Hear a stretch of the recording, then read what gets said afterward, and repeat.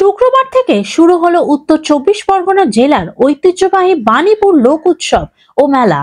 চলবে 11ই জানুয়ারি পর্যন্ত।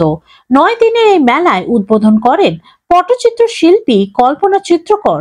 এছাড়া ছিলেন বারাসাতের সাংসদ কাকলি ঘোষ দস্তিদার, অশোকনগরের বিধায়ক নারায়ণ গোস্বামী, পানিহাটির বিধায়ক নির্মল ঘোষ, অশোকনগর কল্যাণগড় পুরসভার পুরপ্রধান প্রবোধ সরকার, গোবরডাঙ্গা পুরসভার পুরপ্রধান শঙ্কর দত্ত, হাবড়া পুরসভার পুরপ্রধান নারায়ণ চন্দ্র সাহা।